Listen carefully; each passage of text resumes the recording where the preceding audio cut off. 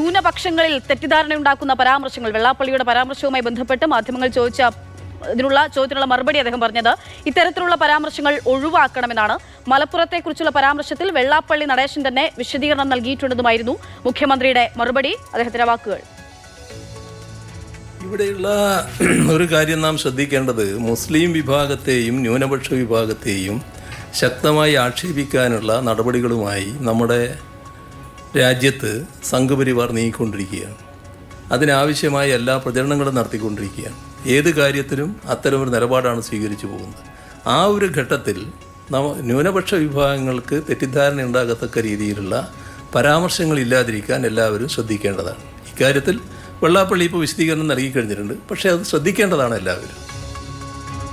അമൽ, കുറെ ചോദ്യങ്ങളുണ്ട് നമുക്ക് മുഖ്യമന്ത്രിയിൽ നിന്ന് മറുപടി അറിയേണ്ട. അതിലൊന്ന്, ഇത് വെള്ളാപ്പള്ളിയെ പറ്റി പറഞ്ഞപ്പോൾ വെള്ളാപ്പള്ളി നവോത്ഥാന സമിതിയുടെ അധ്യക്ഷ സ്ഥാനത്ത് നിന്ന് അദ്ദേഹത്തിന് നീക്കുന്ന കാര്യത്തിൽ അതിനെപ്പറ്റി ഒരു മറുപടി അദ്ദേഹം നൽകിയിട്ടില്ല. മറ്റൊന്ന്, ഈ സമരമാണ്, 2 സ്ത്രീകൾ നടത്തുന്ന സമരം നമ്മളിങ്ങനെ കണ്ടുകൊണ്ടിരിക്കുകയാണ്.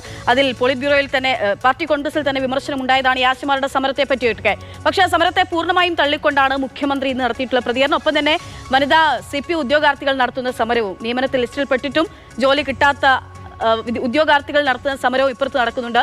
ആ സമരത്തെ പറ്റിയും അദ്ദേഹം എന്താണ് പറയുന്നത്? ഇതൊക്കെ കണ്ടിട്ടുണ്ടോ അദ്ദേഹം?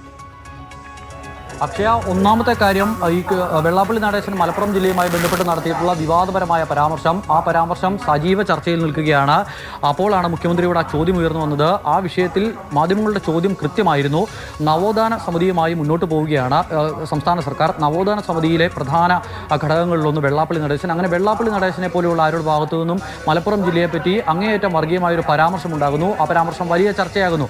വെള്ളാപ്പള്ളിയെ നവോത്ഥാന സമിതിയിൽ നിന്നും മാറ്റി നിർത്തുമോ എന്ന ചോദ്യത്തിന് മറുപടി പറയാൻ എന്തായാലും മുഖ്യമന്ത്രി തയ്യാറായിട്ടില്ല. ആ വിഷയത്തിലെ ചോദ്യം തന്ത്രപരമായി മുഖ്യമന്ത്രി അവഗണിക്കുകയാണ് ചെയ്തത്. വെള്ളാപ്പള്ളി നടേശൻ ഇക്കാര്യത്തിൽ വിശദീകരണം നൽകിയിട്ടുണ്ടല്ലോ എന്നുള്ളതായിരുന്നു മുഖ്യമന്ത്രിയുടെ ആ വിഷയത്തിലെ മറുപടി. അതിനുശേഷം സംഘപരിവാറിന് ഇന്ധനം പകരുന്ന തരത്തിലുള്ള പരാമർശങ്ങൾ നടത്താതിരിക്കാൻ എല്ലാവരും ജാഗ്രത പുലർത്തണം എന്നൊരു ഉപദേശം കൂടി നൽകി അവസാനിപ്പിക്കുകയാണ്. അതിനപ്പുറത്തേക്ക് വെള്ളാപ്പള്ളി നടേശനെ നവോത്ഥാന സമിതിയിൽ നിന്ന് മാറ്റി നിർത്തുമോ? വെള്ളാപ്പള്ളി നടേശനുമായി ബന്ധപ്പെട്ട ഒരു പരിപാടിയിൽ മുഖ്യമന്ത്രിയും വെള്ളാപ്പള്ളിയും ഒന്നിച്ച് പങ്കെടുക്കുന്നുണ്ട്. ആ പരിപാടിയിൽ പങ്കെടുക്കരുത് എന്നുള്ള ആവശ്യം ശക്തമായി വരികയാണ്. ആ വിഷയത്തിൽ ഒരു പ്രതികരണമോ തയ്യാറായില്ല. ഇനി രണ്ടാമത്തെ കാര്യം, ആശാവർക്കർമാരുടെ സമരവുമായി ബന്ധപ്പെട്ട് CPM നേതാക്കൾ കഴിഞ്ഞ കുറേ ദിവസങ്ങളായി നടത്തിക്കൊണ്ടിരിക്കുന്ന പരാമർശം, എളമരം കരീമടക്കം CITU നേതാക്കൾ നടത്തിക്കൊണ്ടിരിക്കുന്ന ആ ഒരു വിശദീകരണം ആവർത്തിക്കുകയാണ് മുഖ്യമന്ത്രി ചെയ്യുന്നത്. ആശാവർക്കർമാർ സമരം ചെയ്യേണ്ടത് കേന്ദ്രത്തിനെതിരെയാണ്. സംസ്ഥാന സർക്കാർ, കേരളമാണ് ഏറ്റവും കൂടുതൽ ഓണറേറിയം ആശാവർക്കർമാർക്ക് നൽകുന്നത്. അതിനാൽ തന്നെ ആർക്കെതിരെയാണ് സമരം നടത്തേണ്ടത് എന്ന് അവർക്കറിയില്ലേ എന്നുള്ള ചോദ്യമാണ് ആശാവർക്കർമാർ. എന്തായാലും ഇങ്ങനെ ഒരുപാട് വിഷയങ്ങൾ, ഒപ്പം തന്നെ മുൻപം വിഷയം അത് വളരെ ഗൗരവതരമാണെന്നും, ഒപ്പം തന്നെ BJPയുടെ പ്രേമനാടകം, ക്രിസ്ത്യൻ പ്രേമനാടകമാണ് അവിടെ കാണുന്നത് ഉൾപ്പെടെയുള്ള പ്രതികരണം ആ വിഷയത്തിൽ ഉൾപ്പെടെ അദ്ദേഹം നടത്തിയിട്ടുണ്ട്. ഒപ്പം തന്നെ ഈ നിയമത്തിന്റെ മാറ്റം ഒരു തരത്തിലും മുൻപത്ത് ഉപകാരപ്പെടില്ല എന്നതടക്കമുള്ള പ്രതികരണങ്ങൾ പല വിഷയങ്ങളിൽ പ്രധാനപ്പെട്ടത് ഇന്ന് മുഖ്യമന്ത്രിയുടെ ഭാഗത്തു നിന്നും ഉണ്ടായിട്ടുണ്ട്.